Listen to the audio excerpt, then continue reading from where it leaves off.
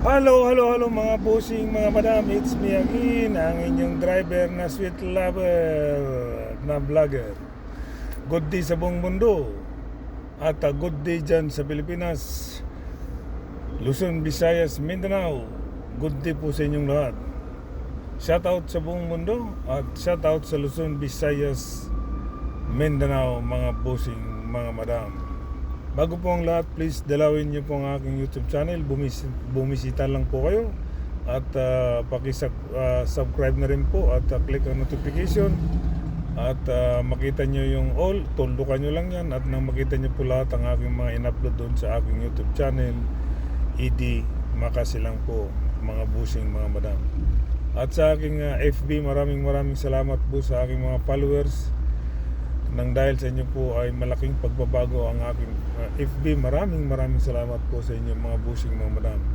Sa mga hindi pa po nag-follow, please like and share and mag-comment din po kayo at aming babasahin mamaya. Okay mga busing, mga madam,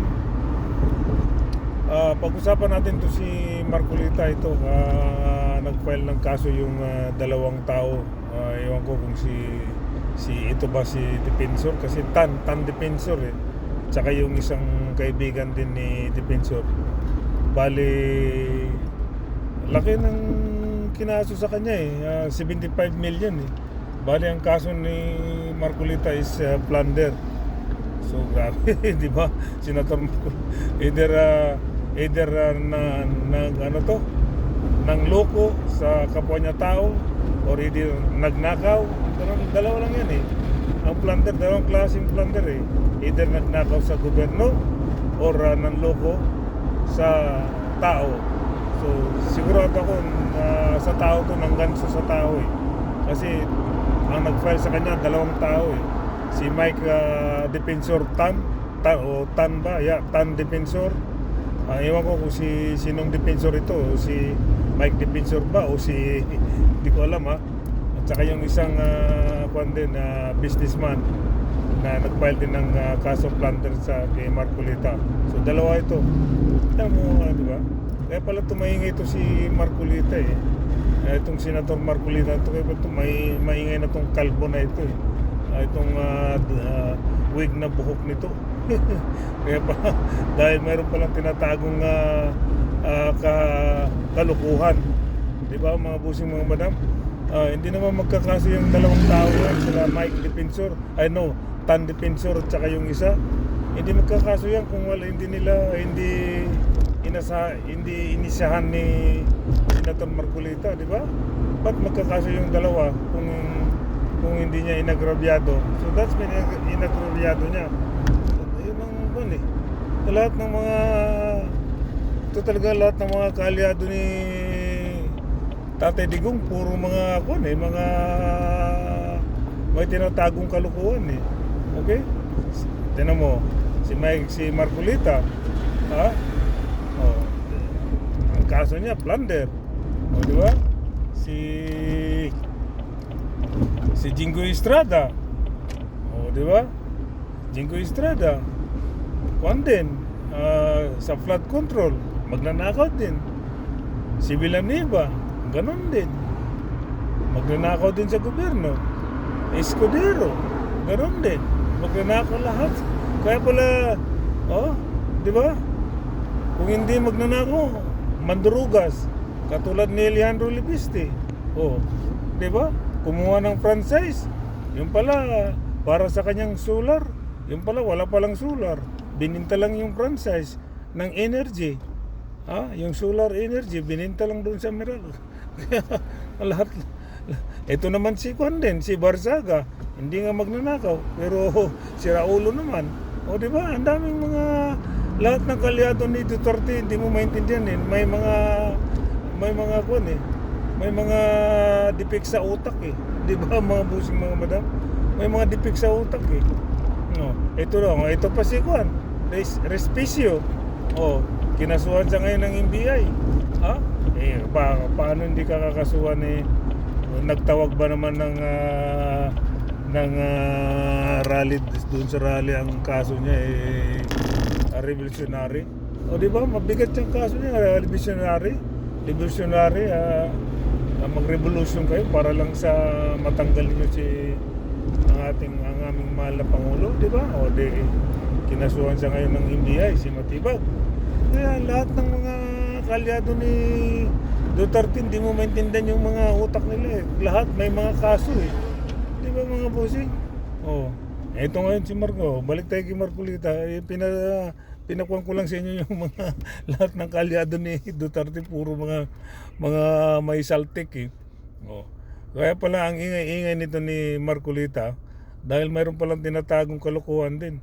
Ay yung dalawang tao na yun, hindi naman magpa-file ng kaso sa kanya na plunder kung wala siyang ginawang kalokohan doon sa dalawa, di ba? Di ba mga bossing, mga buti? O ngayon, maaari siyang matanggal sa dyan. Maaari siyang matanggal din sa pagkasenado, di ba? Daming matatanggal na senado dyan eh. Mga senador, itong taon na to. 3 senador matatanggal. Si Escudero, Estrada, Villanueva. Isali mo na rin si Marcolita. Humahabol din itong kalukuhan to si Marcolita eh. Hindi ba mga busing mga badam? Kaya grabe itong mga kalyado ni Estrada. Ni Duterte. Ha? Tatay Digong Duterte. Kaya pala